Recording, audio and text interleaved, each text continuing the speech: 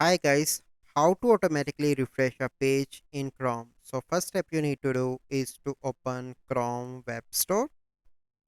Click here and open that. So once you open, you simply need to search for Auto Refresh Plus. Click on that extension and you need to click on Add to Chrome.